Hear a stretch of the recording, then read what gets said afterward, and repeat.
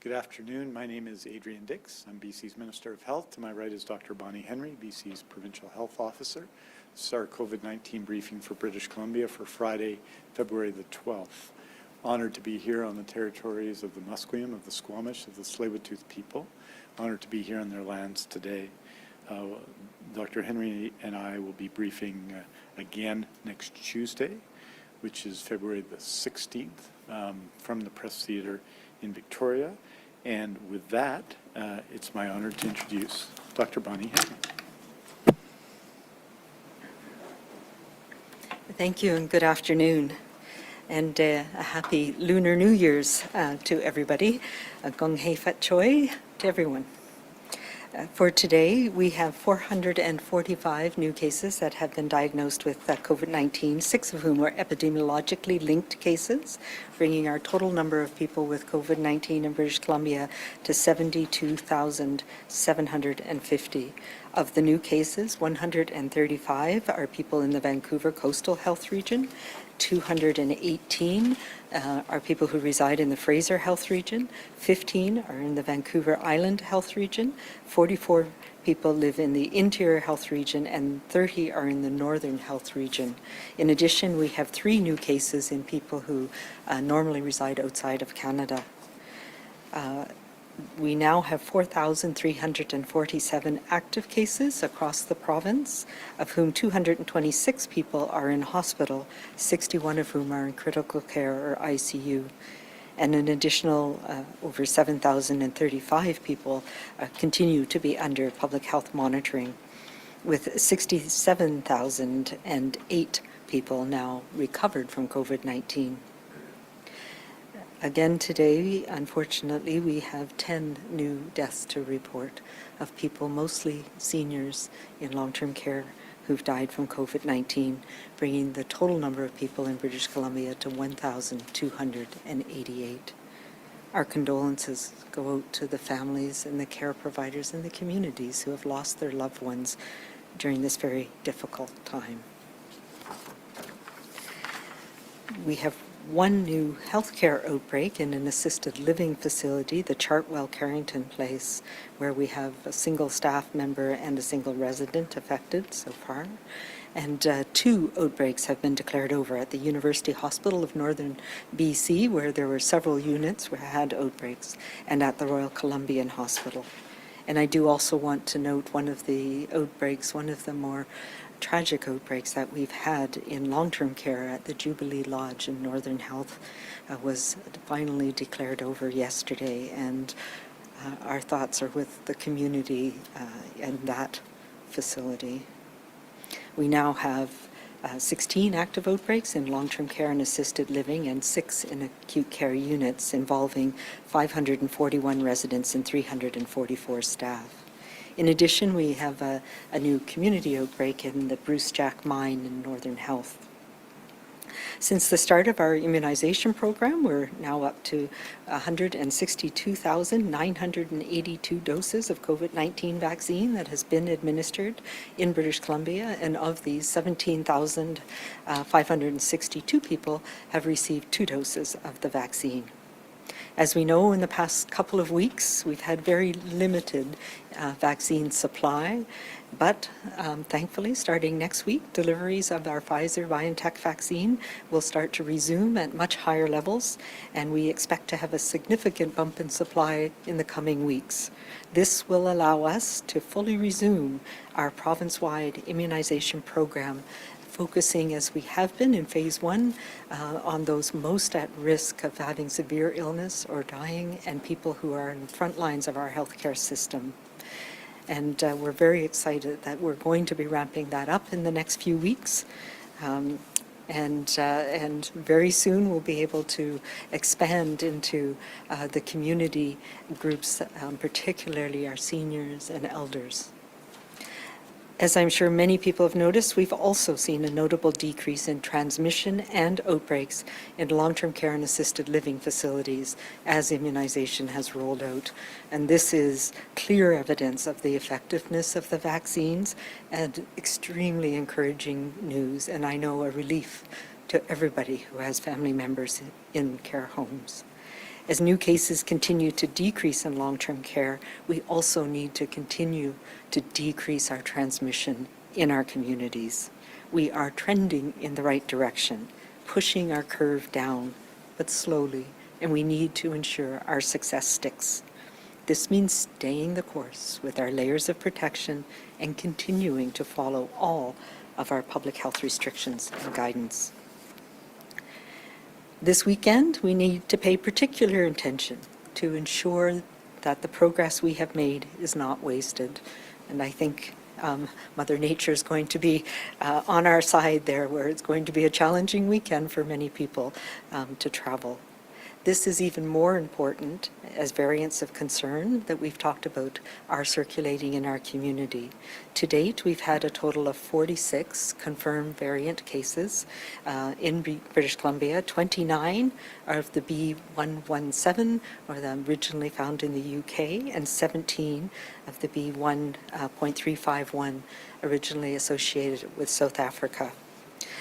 In the past week and a bit, the BC CDC lab, in conjunction with our provincial labs, have been doing ongoing surveillance to help us better understand how many of these variants of concern, people infected with these variants of concern we have in the province. And they did what's called a point prevalence assessment, where we screened every positive case between January 30th and February 5th with a marker to see if they might contain this variant of concern.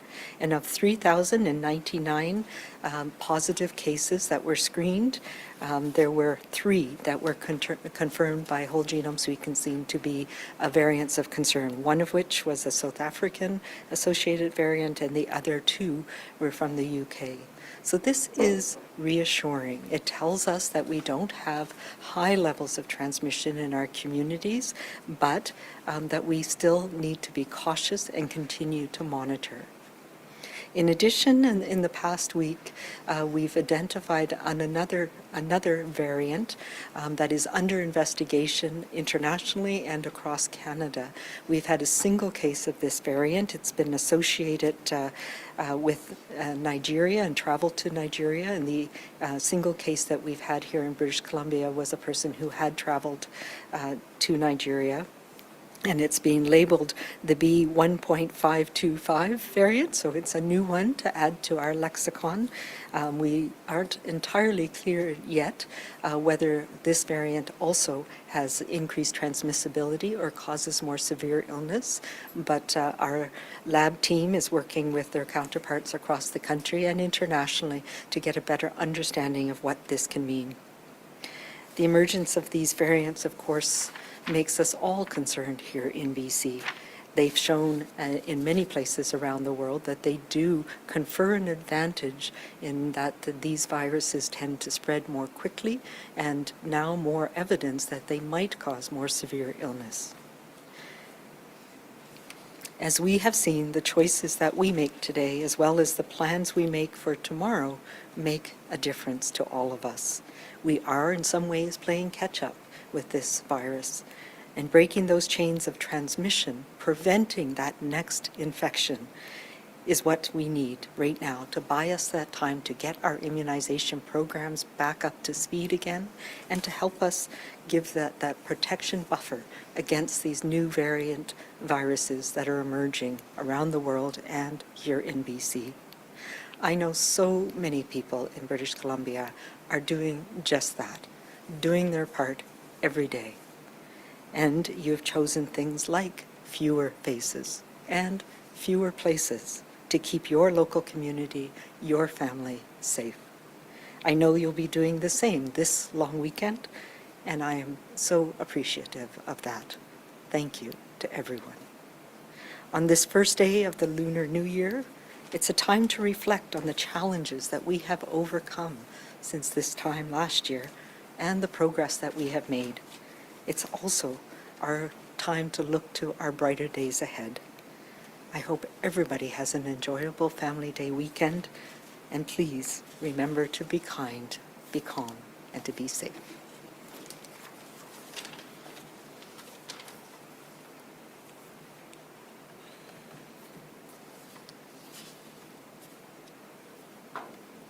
Thank you very much, Dr. Henry, and I want to join Dr. Henry and on behalf of the Premier and the government, really the people of BC, to pass on my condolences to the families, the friends, the caregivers of the 10 people who passed away from COVID-19 in the last 24 hours in BC, many of them in long-term care as we deal with outbreaks that occurred in long-term care in November and December and January that are ongoing.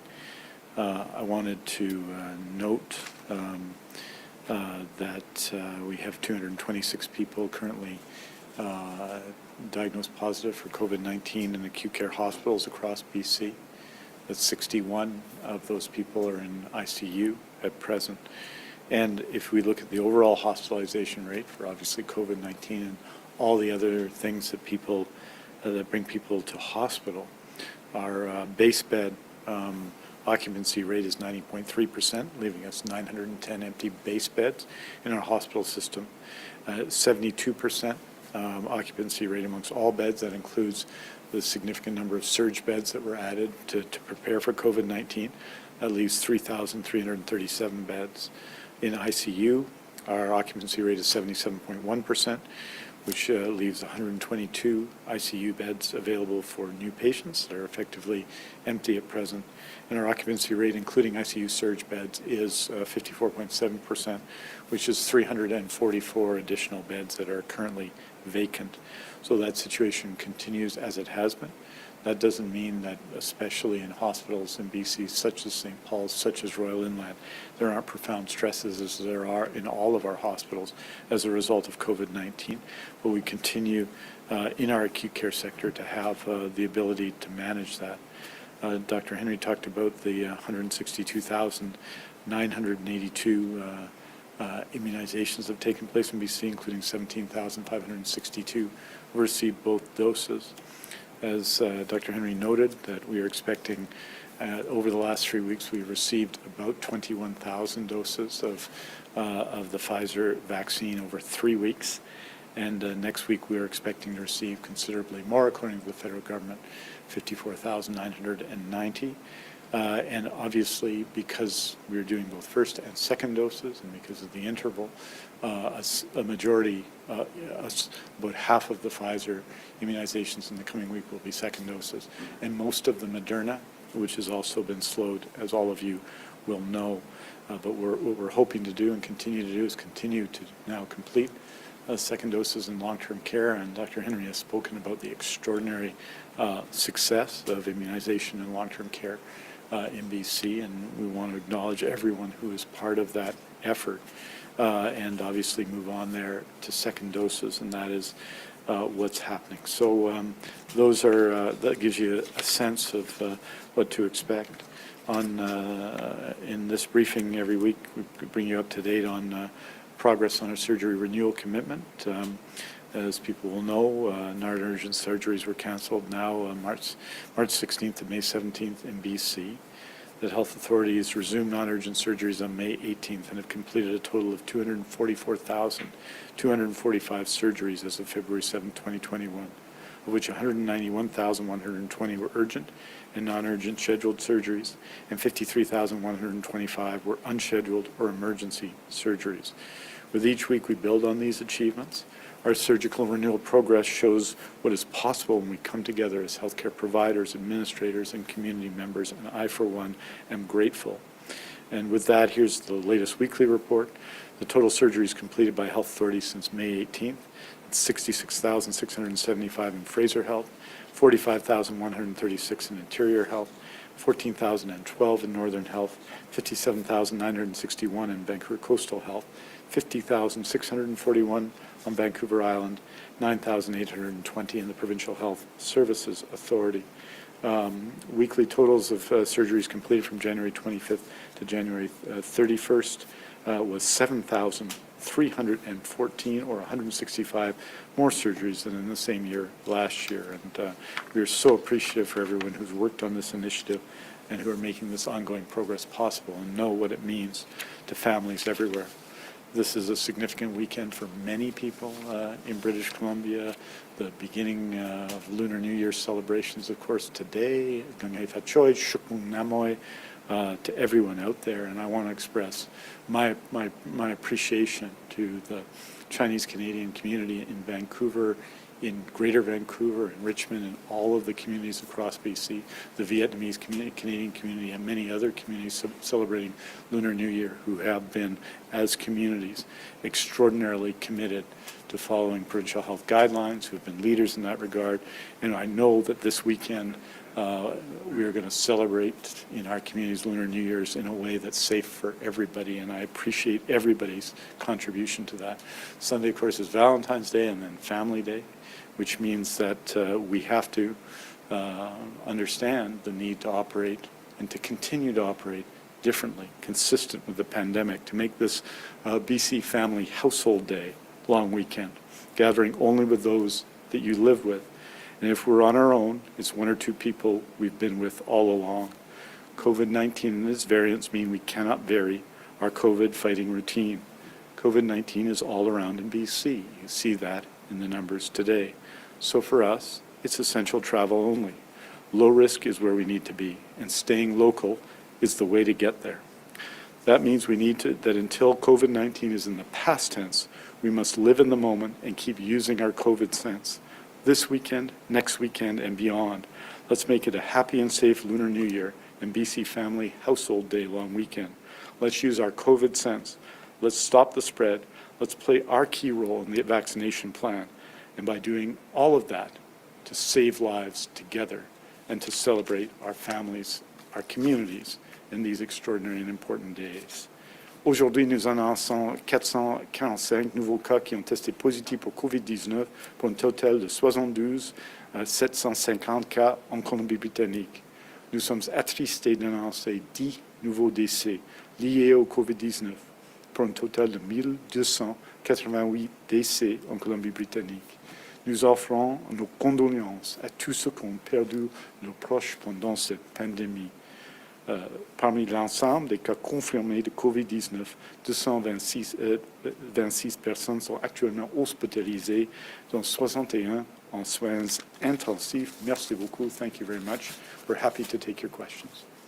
Thank you, Minister. And a reminder to the media to please press *1 to line up for questions. We will be taking one question and one follow-up as usual this afternoon. And please do not mute your phones. You will not be heard until I call your name. And we begin today with Keith Baldry, Global News. Oh, hi, Dr. Henry. Just a follow-up on talking about the Moderna situation.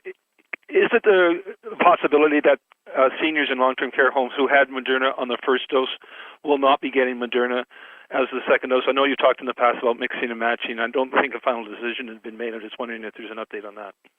Sure, and that's something that our National Advisory Committee on Immunization has been addressing, as our other immunization committees around the world, and we're looking at that as well.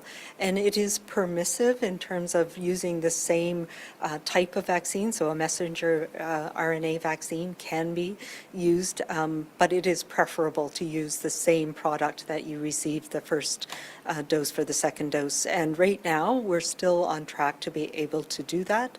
It may mean that there may be a slight more delay for some people in receiving their second dose of the Moderna vaccine, but we'll be monitoring that as we go and as we find out for sure how much Moderna we're getting when over the coming weeks and into March in particular, because we're still a little bit uncertain of how much is going to be coming when in March.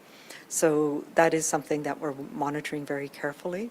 There is more, we now know a lot more about how to use these vaccines and the effectiveness and the interchangeability, both from what's happening here in Canada and around the world. So we'll be watching that really carefully. I think the other really positive thing is the UK has started a study looking at mixing and matching of not just the same type of vaccine, but looking at whether you can start with a messenger RNA vaccine or start with a viral vector vaccine, the AstraZeneca, and then follow up with a messenger RNA vaccine as a booster dose. And they're also, as part of that study, looking at what the optimal interval might be, whether it's 4 weeks or 6 weeks or 9 weeks, etc. So those are things that we'll be watching very carefully in the coming weeks. Do you have a follow-up, Keith? Yes, again on long-term care, I know it's good news that the number of outbreaks has dropped dramatically. Of course, that had been hoped for. Was that anticipated, though? Was there an expectation this would happen this fast? Oh, absolutely. I think we all were hopeful, especially when we saw how effective these vaccines are in older people. That as soon as we started to see particularly second doses into older people, that protection will last for some time. But I will still say, we've immunized healthcare workers who work in long-term care and had very high uptake, so that's a protective buffer. But we also have maintained the restrictions, so we're not out of that worrisome zone yet. I'll be much more comfortable when everybody in long-term care has their second doses, and then we can allow more people in. So that will be happening soon. Thank you. The next question comes from Justine Hunter, Globe and Mail. Thank you. For Dr. Henry first, Mr. Dix just talked about that point in time when we can refer to COVID-19 in the past tense. And I think there's an expectation perhaps that point comes once we've all had our vaccines, and I'm wondering if that's realistic. So could you talk a little bit about what you think we should be preparing for with these variants? Will vaccines and other measures likely be needed in the long haul? Wow. I wish I knew the answer to that. Simple questions. You know what? I believe that this pandemic will be slowed and stopped by our immunization programs. As long, we're in such a tricky place right now because we don't yet know the impact of these variants. We are monitoring carefully, and the point prevalence that I mentioned that was done by our laboratory colleagues this week, that gives us some reassurance that we're not seeing a lot of transmission. But it only takes a few introductions for it to take off. We know that this virus, we talk about the reproductive number as an average, but most people don't spread to anybody, but there's some people who spread it to large numbers of people. So that's, what we're trying to affect. To protect people from, with the measures that we have in place, the public health measures about not coming together in large groups, particularly indoors with poor ventilation, etc. So I do believe that if we can get through this next few weeks and get our immunization program up and running, protect people, and then once we have a lot of vaccine, which should, more and more likely that we're going to be able to immunize larger numbers of people by the summer, I think we'll be in a very different place. We will get back to small gatherings, but we don't yet know how long the protection from each individual vaccine series is going to last. There's a possibility that we might need boosters at some point in the future, and that's why I think it's important for us to start planning for altering vaccines. And the messenger RNA vaccines are ones that can be changed fairly easily and be more effective. But whether that's going to be yearly like we see with influenza, or whether that might be periodically every 3 to 5 years or whatever, we don't yet know that. That's a possibility. I think the way this virus has been shown to change, the mutations are slower than what we see with influenza and some of the other respiratory viruses. I think there's a growing sense from most of us that we're going to see it as a recurring respiratory virus in the respiratory season, so fall and winter for us over the coming years. But whether we have enough immunity that it's not going to cause these explosive outbreaks and lead to hospitalizations and overwhelming of healthcare systems as we've seen in this past year, we hope that that's not going to happen, that things will settle down as immunity increases. And it may change to become a more benign respiratory virus like we've seen with some of the other coronaviruses over the years. Thank you. Justine, do you have a follow-up? Yes, I do. Thank you for that, Dr. Henry. Minister Dix, Premier Pallister is going to buy vaccine for Manitobans. It won't likely come before the end of the year, but at least we'll have a Canadian company on its feet that can manufacture vaccine. And it sounds from Dr. Henry's answer that that's probably a good idea in the long term. Wondering what you're doing, what BC is doing, to ensure that Canadians and British Columbians will have some domestic capacity so we don't end up in the same bind again in the future. Well, first of all, just in all aspects of COVID-19, there's enormous research effort going on right here in British Columbia. We want to appreciate the work done at the BC CDC, the work supported by the Michael Smith Foundation, by Genome BC, by the Academic Health Sciences Network, and so on. There are more than 600 research projects underway. So a lot of work just understanding what we've been through, but also ensuring that we learn the lessons from a health perspective, from a social perspective of COVID-19. We're very interested to see what happened in Manitoba, the agreement announced in Manitoba. Certainly, we're interested in anything in the long run that would create stronger domestic capacity, and I know that Dr. Henry and I believe, will be meeting with the company in question as well on that question to take a look at that. But right now, it should be said, we're focusing on the immunization of 4.3 million British Columbians. This is our top priority. This coming week, we have 55,000 doses coming in of Pfizer. We're not sure at what point during the week. So ensuring that our acute care settings are safe, that we're reaching out to people in community health will be the priority in the coming week. And then led by Dr. Ballum with enormous amount of support across the country, delivering not one, but essentially 2 doses, we believe, to 4.3 million British Columbians. So we're really focused on doing that and doing that well. And it's going to be an extraordinary thing that's going to involve everyone in BC. But on what happened in Manitoba, that's something obviously we need to look at, because the COVID-19 pandemic is at a critical point now.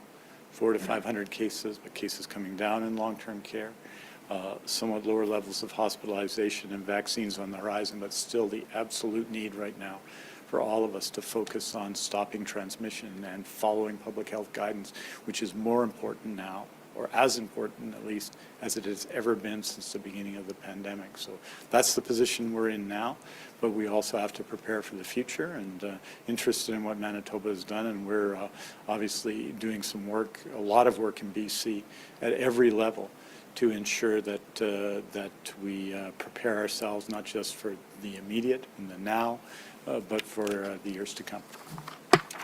Thank you. The next question comes from Miriam Bethlehem, News 1130. Hi, Dr. Henry. Thank you so much for taking my question. I've got a question about workplace gatherings, specifically to celebrate Lunar New Year. We got a tip about an office in downtown Vancouver organizing a Lunar New Year meal in the office. They seem to think it's fine because there'll be distancing and servers will be wearing masks, although this is breaching COVID rules. There may be happening in multiple workplaces. What's your reaction to this? People gathering outside of their core bubbles. All gatherings right now are risky, and these are not within the guidance that we have. Workplaces need to have their COVID safety plans, and they need to adhere to them. There are ways of having gatherings with your workmates, with your family, with your friends that are not risky, and I know that as people are doing for certain meetings, for example, they have a small number of people in the room and others participating virtually. So those are the things you need to do through this Lunar New Year. And if workers are concerned about risk, they can contact WorkSafe BC. There's some advertisements that have been putting out, and then the number to contact. There is a hotline there where you can get advice from WorkSafe BC about your concerns around the workplace. Follow-up, Miriam?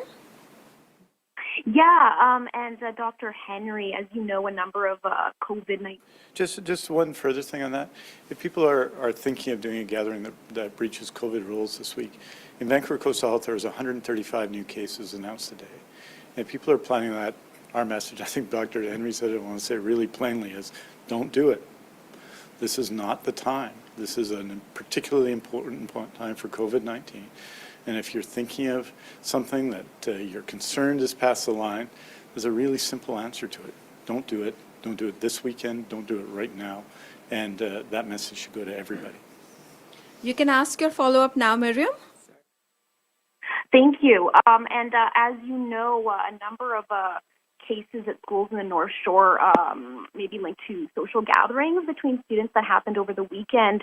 We're also hearing about kids gathering in large groups on the beach or groups of 6 who are not in the same household going out for dinner. I mean, do you have any suggestions to parents who may not know that their kids are doing this, or for parents who are, allowing this to happen?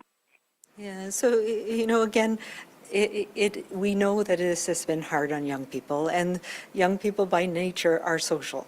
So yes, these are conversations to have with your children. We also know that the young people in my life, they care about their families, they care about their communities, and they want to do the right thing. So we need, as a community, to support them in being able to do the right thing. There's sometimes a lot of pressure on young people, and it's hard for them to know how to react and how to say no to things. So this is a time where it is important and okay for you to say no for going out with your friends right now.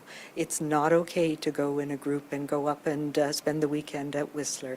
It's not okay to go out and party with your group right now, because that's putting your family, your community at risk. And there will be a time for this. There will be a time when we'll be able to get back together again. We'll be able to hang out with our friends, and it'll be exciting and fun and new. But this is not that time.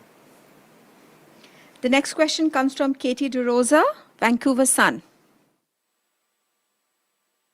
Hi, Dr. Henry. Thank you for taking my question. I'm just following up on what you're talking about in terms of possible higher herd immunity needed with the variants of concern. And what does that mean for long-term care when, last week you said 89% of long-term care staff have received the first dose and 87% of residents. But if all the long-term care staff have been offered the vaccine, and so there's perhaps 11 or so percent who either can't get it for medical reasons or have turned it down. Is that 11%, acceptable to you, given these perhaps the higher herd immunity needed with these variants of concerns? Yeah, so I think we're talking about two different concepts here, and part of that is, how many people does around you need to be protected to make sure that that person who's not immunized is protected too, and what I call community immunity, and we use the term herd immunity, although I don't like that one quite so much. But that's about how this virus can propagate in our society and communities around the world. When we look at long-term care homes right now, they are a community of themselves, and having immunization rates, of protection rates that are that high, means that they have achieved that herd immunity in most cases in long-term care. So if there's a small number of people who are not immunized, and if it's a healthcare worker and they do become infected, the chances of them passing it on to any of the residents is now much, much lower, because the residents themselves are protected. So we have achieved that, and we're seeing that now in the decreased rates that we're seeing in long-term care. But we're not at the point yet where everybody's had their second dose, which gives us longer lasting immunity. We know that. We still don't know how long that is yet, but that's what we need to make sure that we're protecting that little community for as long as possible, as well as possible. So it is really on an individual basis, and I'm hoping next week we'll have some details to share on that, about how we're monitoring the vaccine effectiveness and the protection that we're getting in places like long-term care here in BC. Do you have a follow-up, Katie? Yes, and as a follow-up about the one the one variant of concern from Nigeria, can you say which health district that person is in, whether they're self-isolating, and also, I mean, this is a secondary, but will the province release regular variant numbers so that we can see what's happening with the variants of concern? Yeah, so I've been releasing them weekly, actually twice this week, but we will be updating those on a weekly basis as we continue our surveillance, and I just reported them again today. Usually I do that on Mondays, but reported it today because we're off till Tuesday, and I also wanted to give the results of the point prevalence. But yes, the new variant under investigation, there's another term for us to use, is this one associated with Nigeria, was a young person who's in the interior health region who returned from travel to Nigeria, and it has been isolating, and there's no transmission that we're aware of from that person, and public health is following up and the investigation continues. Thank you. And the next question comes from Binder Sajjan, CTV. Hi, Dr. Henry. I'm just wondering, with regards to all of these variant cases, are they individual cases, or is there a potential cluster of cases anywhere? Yeah, there's been a couple of both. So I can tell you that I have some details. Of the 29 cases that are associated with the B117, the UK variant, all but one were either directly related to travel or somebody who was a close contact of somebody who traveled, or has been a confirmed case, so a cluster in the community that was known, and then in retrospect was found to be associated with this variant. As you know, we've only started looking for the variants quite recently, so a number of these cases had already been past their infectious period when we found them, so the investigation identified other people that were involved in their cluster. So there have been a couple of those associated with the UK variant. With the 17 that we've seen that have been associated with the South African variant, again, there are a few that are travel related, but the majority are actually part of a cluster locally. Again, that's been investigated, and we've not seen ongoing transmission once we've identified the case, but we have retrospectively identified people that that person also was in contact with. And there's a couple, though, that we do not yet know how they acquired it or where they acquired it from in the community. So two in particular of the South African variant that are concerning, although what we do know is they have not passed it on to others. So there are 3 active cases so far. The rest of them are all retrospective cases or people who've been beyond their infectious period. Follow-up, Binder? I do. Just given the prevalence test that you spoke about, what is your estimate of the total number of variant cases that could potentially be out there in British Columbia right now?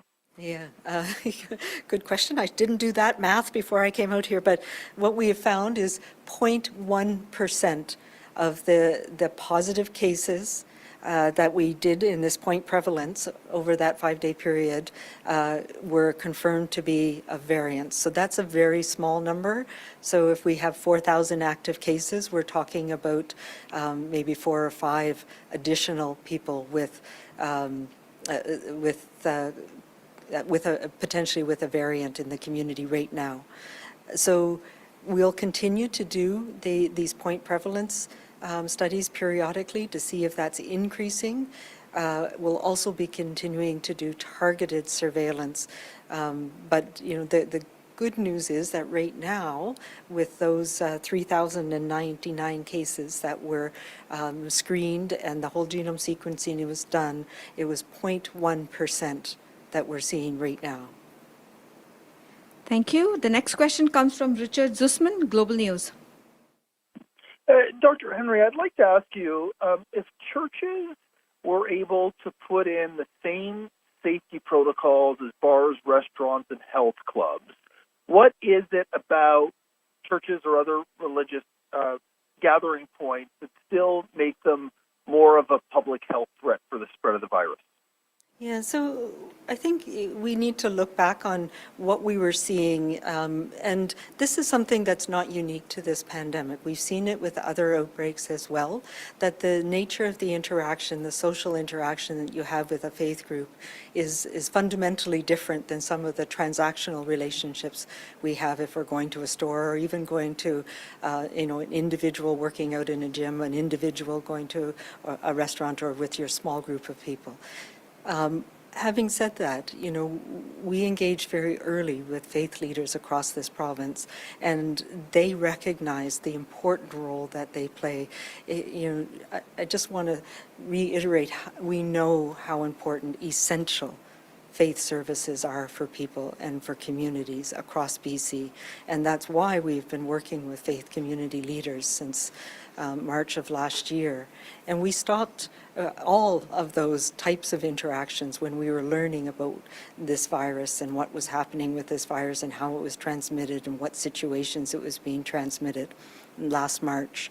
And then when we reopened gatherings, and particularly faith gatherings, we did talk with the community about what were the things that made it safer. And those measures were in place. We limited numbers, we had spacing, we introduced masks when that was needed. We talked about the different things that happen in different, whether it's a church or a gurdwara or a temple or a synagogue, and tried to make rational approaches that would support people. We also know that there's a demographic that goes to many faith services and that is older and more at risk in some cases. So we needed to take that into account. And we were able to allow and to have active in-person services through most of the summer and into the fall. As with many other things, as we got into the respiratory season, we saw the transmissibility of the virus increasing. And what we were seeing was that there was transmission in a number of faith settings, despite having those measures in place. So that spoke to us about, there was something about those interactions that meant that the measures that we thought were working were no longer good enough to prevent transmission of the virus in its highly transmissible state during the winter respiratory season. And so it was because of that we put in additional measures to stop the in-person services starting at the end of November. It really was because we were seeing, despite people taking their best precautions, we were still seeing transmission. We were seeing people ending up in hospital, and sadly, we had some deaths in particularly older people who were exposed in their faith settings. I want to get back, and I've been talking with the faith leaders as soon as we can. Once we're out of that danger zone, once we understand what's happening with these variants, once we get our community levels low enough that it's not that risk anymore, then absolutely we will be going back to those safety precautions that we know work. Follow-up, Richard? You've mentioned over the last week a lot about Lunar New Year and Family Day, but there hasn't been a lot of mention about Valentine's Day. I know all social gatherings, there's restrictions on everything, I get that, but is there not any specific concerns associated with the way that people typically gather and celebrate on Valentine's Day? Well, I will tell you that this is hearkening back to last year, but we have had some discussions with the restaurant and the food and beverage industry about Valentine's Day and about some of the concerns, but it's a fundamentally different vibe to Valentine's Day. It's generally couples, families, young people together, small groups. It's not a party in the same way that for the Super Bowl or, some of those events are. But again, we know this virus is transmitted when we have close contact with people. And this is a time to have close contact, to enjoy your Valentine's Day with your sweetheart, your loved one, and keep it small. Thank you. And the next question comes from Moira Witten, the Tyee. Hi, thank you so much, Dr. Henry, for taking my question. My question is about the low prevalence of variants that the data you cited today is showing in BC. With Alberta, our neighbor, our border sharing province, reporting, I believe, in the hundreds or 200s of cases of variants, are you concerned that we could see importation of those potentially more transmissible variants into BC? Absolutely, and not only from Alberta, from Ontario. There's a considerably higher rate in some areas of Ontario as well, and we know that there's still travel back and forth. It comes back to, the fundamental thing that we know about this virus. It's transmitted between people, and when we inadvertently or not, when we travel, we take the risk that we have with us, and we pick up the risk from where we're going and bring it home with us. So it is people moving that spreads this virus, including the variants. And I've also said a few times, we know that the more transmission you have, the more cases there are, the more opportunities there are for the virus to change, for a mutation to happen as it replicates. So it's not surprising to me that we started to see the variants arise in countries that were having a lot of transmission in some communities, and then, of course, it takes off. So that's what we're concerned about right now. We're coming down, but we're at a fairly high level still. We had over 200 cases just in Fraser Health, and it's a large population in the Fraser Health region. We've started to see a little bit of an uptick there. That's where we need to be careful, because it can change so rapidly and it grows exponentially when we start to let our guard down. So that's one of the reasons why it's so important to stay small, so that we don't give the virus a chance to spread and to replicate in many more people, and we don't travel right now. Follow-up, Moira? Yes, thank you.